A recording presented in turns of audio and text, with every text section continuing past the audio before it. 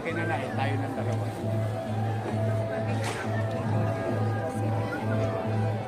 Mag-ingat ka sa pag-uwi.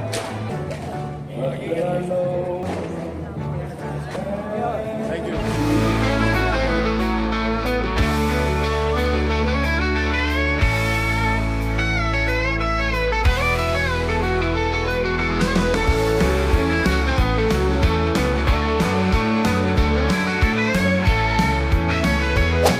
Nyo. Minsan nga, pinagagalitan pa kayo ng anak nyo eh. Nay, huwag ka ng pamilya yan. Ang init-init, baka may stroke ka pa. 1.5 lang yan, ako na magbabayad. Ano sabi ng matanda? Ayoko ng pera mo, gusto ko kay Yorme. Kaya siyempre, tiyayabang mo lang eh. Sa totoo, hindi ka naman atat doon sa 500 eh. It is the act.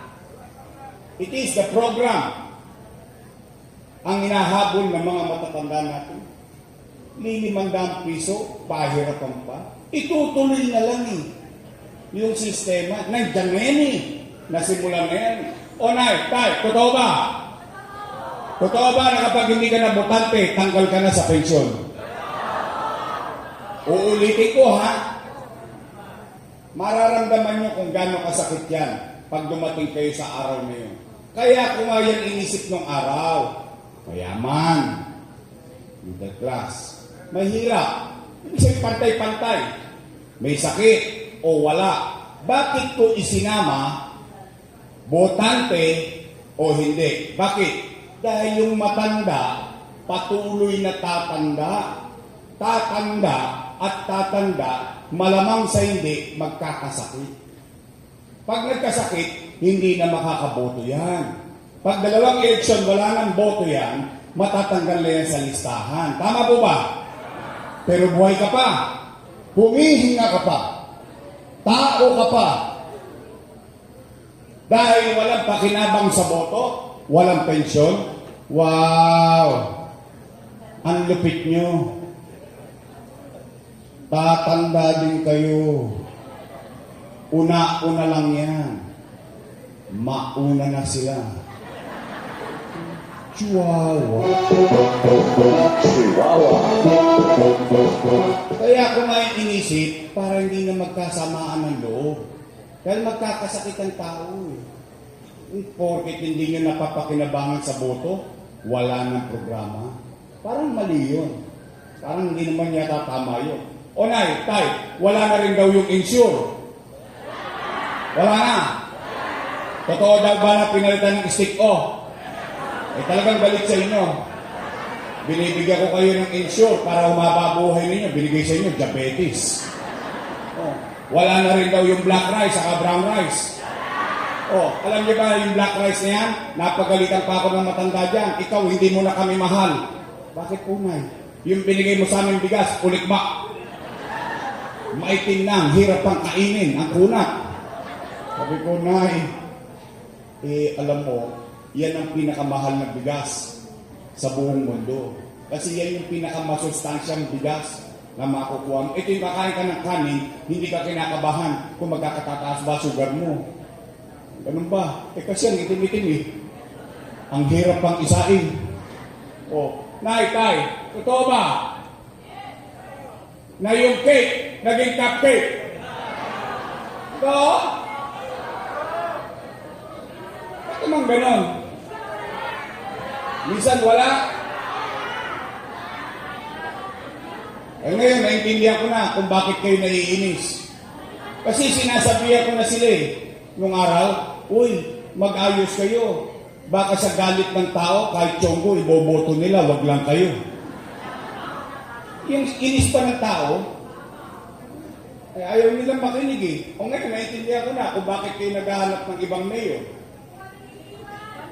Huwag kang mag-alala, dito na ako tatanda. O nay, tay, malalutol ako dyan. Kumain na ba kayo? Hindi ba? Ha? Taas ang kamay na hindi pa kumakain. Ha? O sige, huwag kayo mag-alala. Lilipas din yan. Apple, alam mo na. Nay, umuwi kayo. mabusog man lamang kayo ng pag-asa. Sa pag-asa man lang mabusog kayo. Sabihin ninyo sa inyong mga mahal sa buhay, mga anak at pamilya, may awa ang Diyos. Sa tulong ninyo, nakabalik tayo. Ibabalik ko ang lahat ng nawala sa senior citizen. Anay, tay, may dala akong chismis.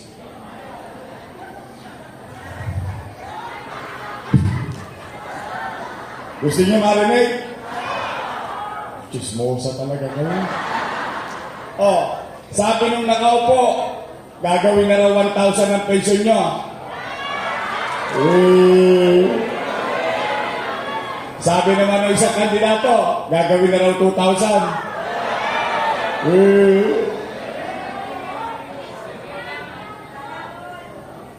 Alam nyo, Nay, sa totoo lang, masyadong maliit ang pagtingin sa atin itong mga to. Akala nila, hindi natin nauunawaan. Sabi sila ng sabi, walang pera kaya walang gamot sa health center. Walang pera kaya walang gamot sa ospital.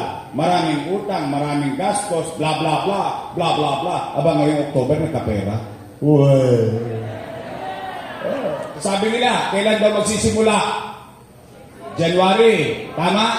O, maglumilimi tayo ulit. Pagbigyan na natin yung kwentuhan. Total, kwentuhan lang naman to. January, February, March. Isang quarter, no magka, 3 bulit. Kailan ang bigayan? April. Anong susunod sa buwan ng April? Ano meron sa Mayo? Digi. Naintindihan niyo naman, ano? Bagay, matanda na kayo. Alam niyo na ang tama at mali. Basta ako, I trust you. Okay? Pangalawa, tay, totoo ba? Sa health center, kailangan naka-online schedule ka pa. Wow! Sosyal! Nay, it doesn't make sense. Exactly. Diyan yung mahalata, mga nanay ko, mga tatay ko, mga lolo't lola ko. Hindi alam ng leader ang katayuan ng kanyang nasasakupan. Bakit? Online, schedule. Una, anong kailangan mo sa online? Cellphone.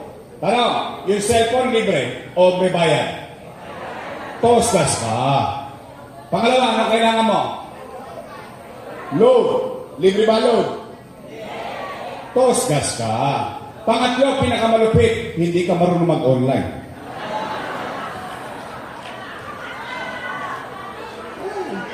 Nay, anong pangalan nyo? Sample lang. Sample lang to. Anong pangalan po ninyo?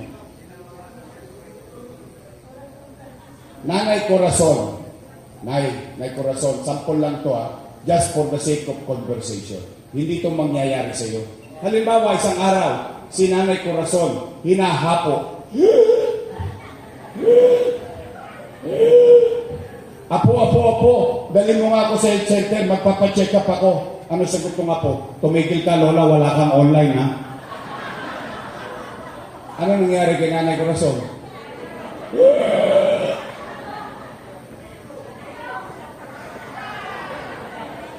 Kunin mo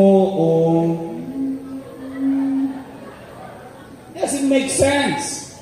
Nay, tay, ang health center, hindi ka gagamutin. Hindi ka nagpupunta sa health center para gamutin ka.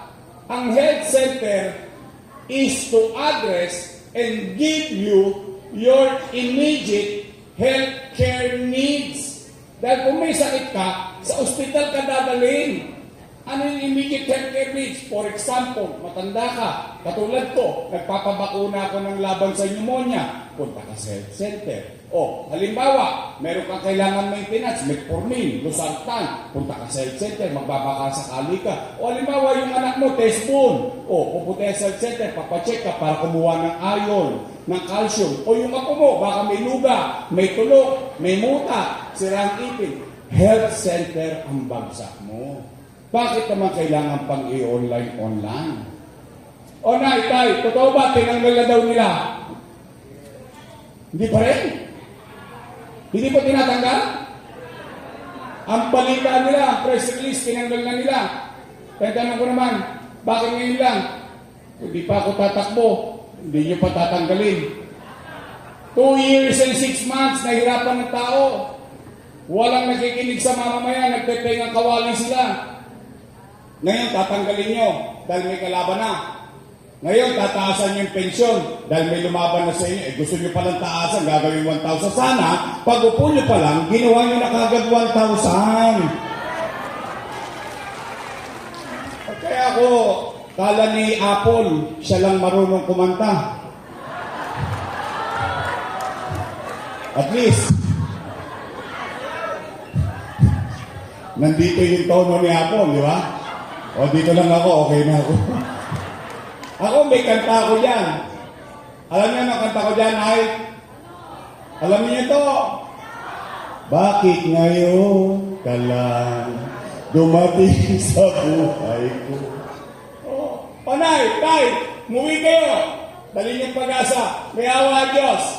Sa tulong niyo nakabalik tayo. Ibabalik ko yung bakuna laban sa pneumonia, metformin, losartan at mabilis na access, mainam na health center facility. Pangatlo, pero kailangan kayo sumagot nito. Hindi pwedeng sa akin manggaling. Bakit? Pag sa akin nanggaling to, bias. Kalaban ako sa politika eh. Siyempre. Pero ito yung napapansin ko. Hindi ko alam kung napapansin nyo din. Nay, tay, nalologdol ako. Napapansin niyo ba parang dumudugyot ulit ang Maynila ngayon?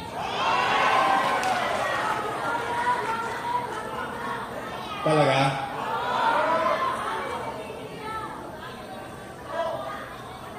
So hindi malabo hindi ako bulag? Hindi rin kayo bulag? Pare-pareho tayo napapansin. Pare-pareho tayo nakikita. Nay, tay, alam niyo ba? 17 lang ang LGU sa Metro Manila, 16 na city, isang municipality. Alam niyo pang ilan tayo sa growth? Pang 17. Ayan. O ngayon, para masiyasat yung sinasabi ko. O, saan niyo po bubuksan? Puntahan niyo po yung website ng gobyerno. Philippine Statistics Authority. Pang ilan ang Maynila? Sa dulo ng walang hanggan. Talo pa tayo ng pateros. Yung pateros ang tinitinda ng balot at penoy lang. Tayo, kapitolyo ng bansa. What happened to us? We deteriorated. Yung bilis ng pag-angat natin, paglisan ko siya namang bilis ng bagsak natin. Dito, pang 17 tayo, kulilat, o sumunod, number 1 naman tayo. Opo, number 1 tayo sa krimen, sa buong Southeast Asia. Ayan. Crime Index in Southeast Asia. Not Philippines. Not Philippines, ha? Manila.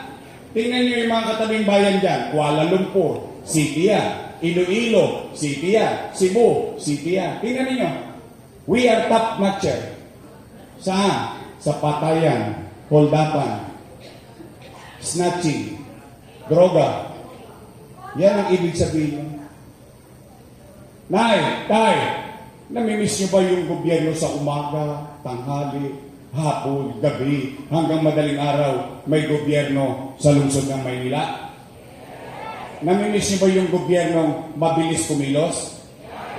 Nay, tay, mga lolo't lola ko, help me make Manila great again.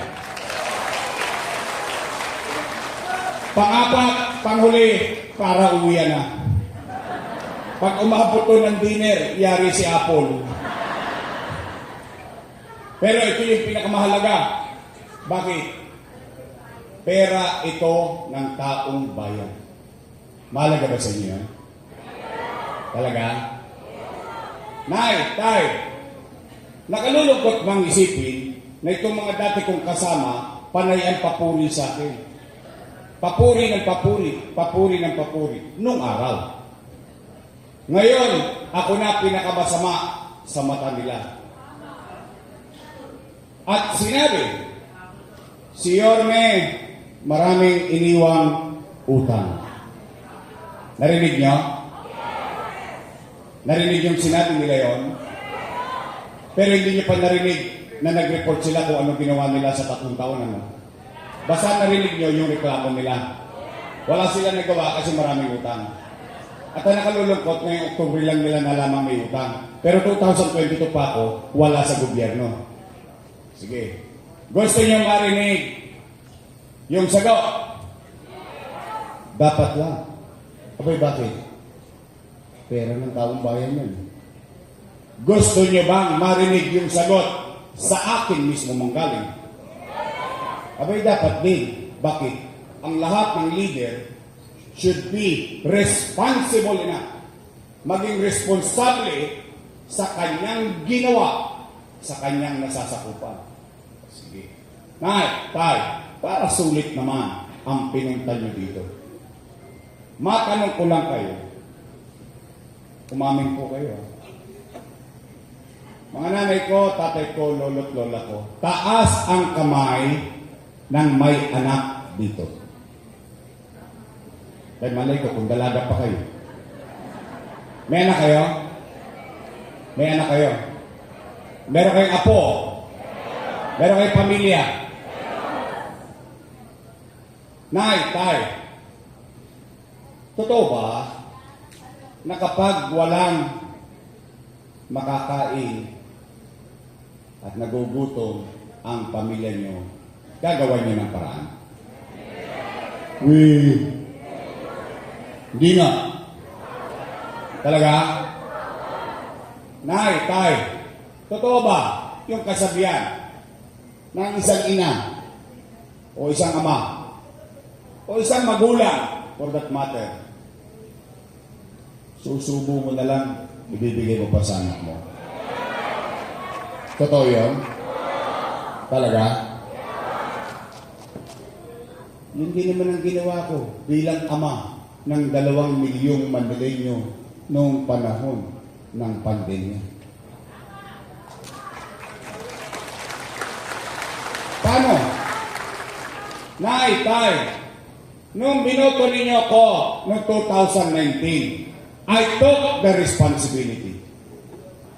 Never complain. Wala kayong narinig sa akin na yung sinundan kong administrasyon, bangkaroting gobyerno ang iniwan sa akin. Wala kayong narinig na sisi. Hindi ko tinuro ang daliri ko na kasalanan niya. Why? Nung binigay niyo sa akin yung mayorship, kasama na doon yung problemang iniwan niya at kasalukuyang problema ng mamamayan noong panahon na yun. Wala kayong narinig. Anong una kong ginawa? Nilinis ko Maynila. Inaayos ko Maynila. Kinakalawat ko lahat ng Talonges, lahat ng mga pasakit dito. Saan ka nakakita? Wala na tayong pera. Nag-tax amnesty pa ako. The longest tax amnesty in history ng Manila. Ano pa? Inaayos ko yung mga negosyante para yung negosyante makapagbigay ng trabaho. Pati matanda, napakiusapan ko mga Jollibee, McDonald's, bigyan ng opportunity makapagtrabaho ang PWD at mga matatanda sa lungsod ng Maynila. Umaayos na tayo, umaangat na tayo. Lahat ng nangyayari sa Maynila became a DILG memorandum. Ibig sabihin, kinokopya na tayo sa buong Pilipinas. Biglang boom! Pandemic. Mahulaan ko ba na magkakaroon ng pandemya? Anong epekto ng pandemya? Wasak ang ekonomiya. Nino? Ng Maynila? Hindi. Ng Pilipinas? Hindi. Ng buong mundo. Wasak ang ekonomiya. Walang hanap buhay. Walang hanap buhay. Walang trabaho. Walang trabaho. Walang pizza. Walang pizza. Walang chicha. Tama mali? 3 months. Eto real talk. Siyasatin ninyo kung gaano katotoo ito. 3 months, hindi ko inuwian ang pamilya ko. Sa City Hall ako natutulog. Nisilip sa mga anak ko. Nidungaw sa kanila. Umaga man o gabi. Hindi. Sa City Hall ako natulog nag-iisip. Bakit? 2 milyong bibig umaasa sa kanyang gobyerno. Natatakot na baka magutom at mamatay dala ng COVID-19. Anong sinabi ko doon sa Facebook ko? That every Friday, I report to the people of Manila through live under Capital Report. Ano sabi ko? Tay, nalulot-lola ko, mga batang Maynila, ay matakot. Huwag kayo mangamba. Pumanatag kayo. Pag ako, wala nang may bebenta, wala na akong mautangan, nakita niyo itong relo na ito, ipatata sa kutok kay Tambunting, makaraos lang tayo. Ano naging epekto? Tanging Maynila lamang ang nagkaroon ng buwan-buwan na food box para sa mayaman, middle class at mahirap. Pantay-pantay. 700,000 families buwan-buwan.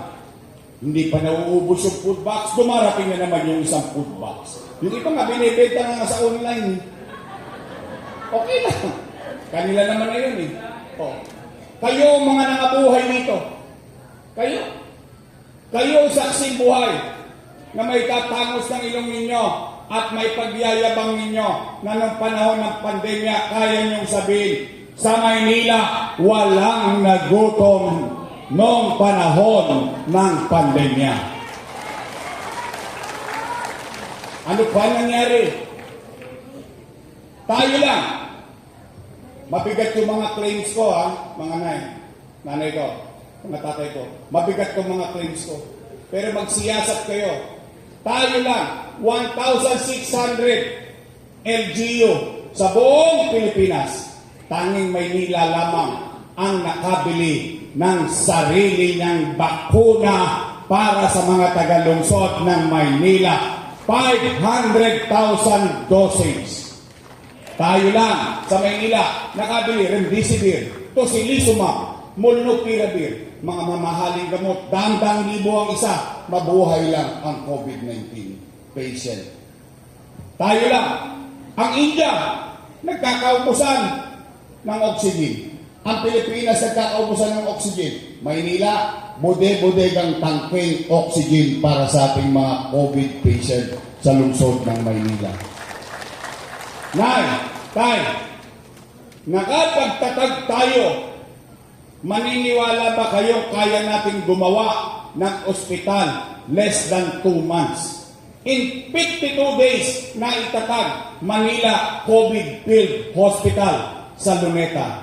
344 bed capacity with embedded system ng oxygen and X-ray inside and medicine called remdesivir, tocilizumab, and molnupiravir.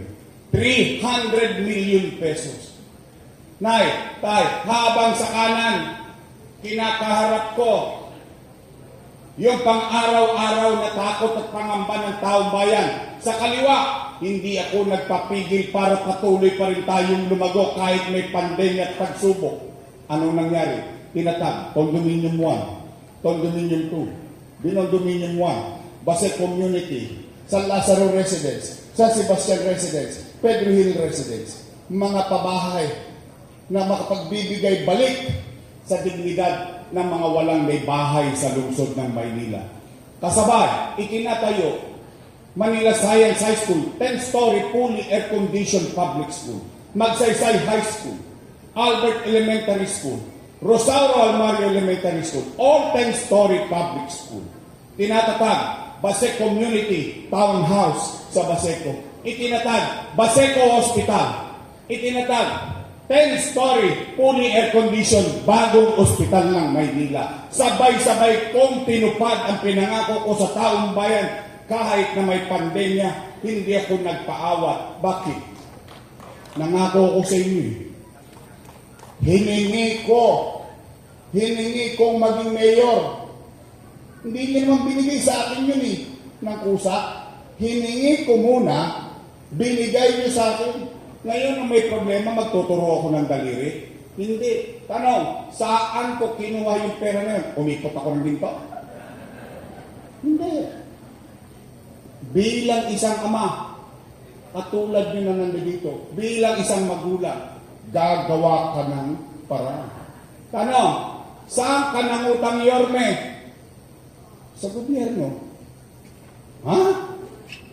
Ang labo mo naman kausap, Yorme. Nangutang ang Amerika, nangutang ang Pilipinas, ikaw nangutang din sa Pilipinas? Opo. Bakit? Sino may-ari ng Land Bank of the Philippines? Gobyerno. Sino may-ari ng DBP?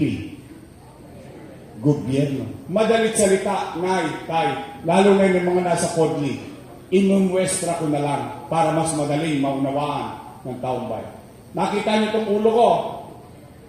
Simula ulo ko hanggang paa. Yan ang buong gobyerno. May dalawang bulsa. Isang wakali, isang nangka. Sa kaliwa, National Government Financial Institution. Nakapaloob dyan, Land Bank of the Philippines, Development Bank of the Philippines. Paldo, siksik-liglig, umaapaw pa, pera ng gobyerno, bangko ng gobyerno. Kanan, Maynila, nga. Anong ginawa ng ama ng lungsod ng Maynila? Bumunot sa kaliwa, inilagay sa kanan para makaraos ang batang Maynila.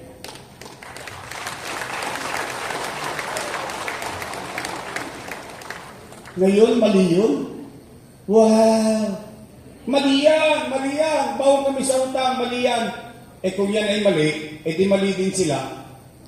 Bakit? Kasama ko silang gumawa nun. Tama ba? Sino ang vice mayor nun? Sino ang majority floor leader nun? Chihuahua. Tama ba? Mali pala ba't yung inaprobahan? Pero pag bigayan ng food box, nakikidamba pa kayo ng food box, pag ganyan-ganyan pa kayo. Totoo. Ngayon mali, dati tama. Noon papuri, ngayon masama. Kaya Nay, Tay, ako, totoo lang, I will let you decide. Pero, makapaglalakad ako na mag-isa sa rekto, matangos ang ilong ko. Isa lang ang masasabi ko. Salamat sa Diyos. Kasama ko kayo ngayong araw na ito sa Isitan Recto. Buhay tayong lahat. Nakaraos tayo. Kaya Nay, Tay, pwede ba ako makisuyo sa inyo?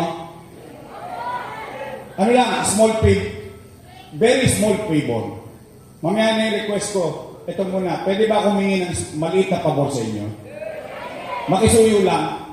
Total, ipatatawag din naman kayo noon. Tama ba? Meron naman akong pakisuyo. Pwede ba makisuyo lang? Kasi ang sasabihin nun, baon tayo sa utang. Puro na lang utang. Sisi dito, sisi doon. Sana pumunta sila sa pier, maraming sisi doon. Pwede ba makisuyo? Nay, pakisabi nyo naman yung message ko. Nakikisuyo lang ako. Pwede pa sabihin nyo sa kanila pag nakita nyo sila? Ay! Reklamo ng utang. May pinasasabi si Yorme.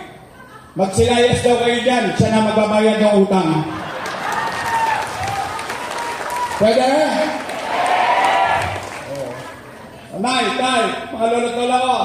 Gusto nyo ba talaga akong bumalik? Uy. Baka sinatsorot-sorot ko lang ako, ha? Hindi nga.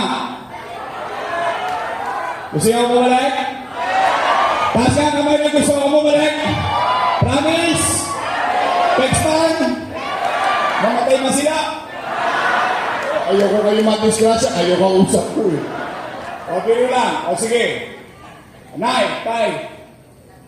Pumanatag kayo. Dinidinig ko ang panawagan niyo. But at the same time, ngayon pa lamang, ipinagpapauna ko na. Thank you. Ipinagpapauna ko lang. May hirapan ako. Hindi. Gusto ko lang alam niyo yung pinapasok niyo rin. Bakit? May hirapan ako ulit. Mukhang wasak na yung gobyerno. Mukhang wala na talaga ulit. No? So I have to do it again. I have to start from zero again. Pero pumanatag kayo. Nagawa ko na dati yun eh. Kaya natin gawin ulit. Tama ba? Now, meron lang ako. Ito naman, isa lang ang request ko. I love you. Pwede ba mag-request ang isa? Isa lang. Wala na kayo mag-request. Pwede ba? Straight?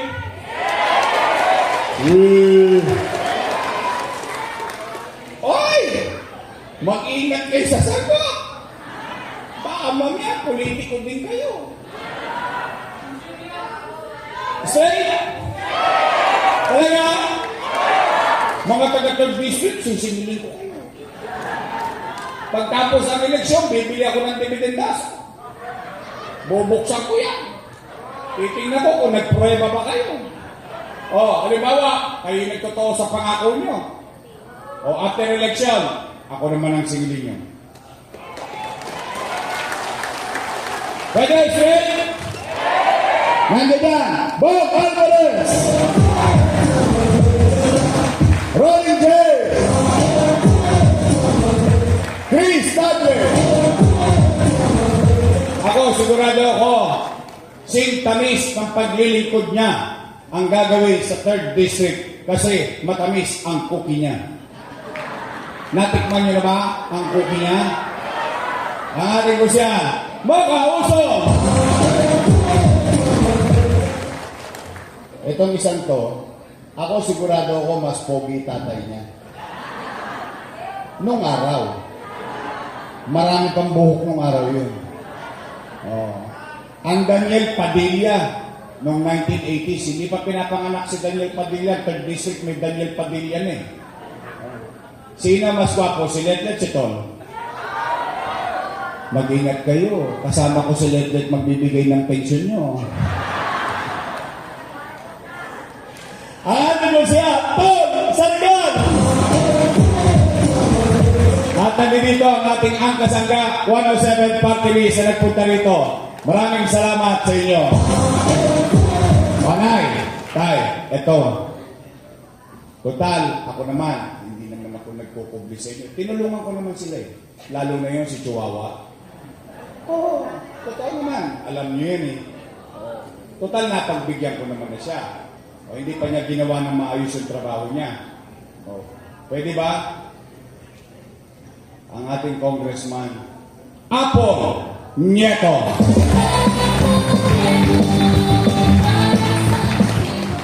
Ang aking vice mayor, may asim pa. Mukha lang siya 19. Naintindihan niyo na yun. Taco-rex na po yan. Ang tatay niya naging magaling na vice mayor, presiding officer ng Konseho ng Maynila. Siya ay laging katabi ng tatay niya at aral sa tatay niya, I think magiging magaling na vice mayor din para sa ating lungsod.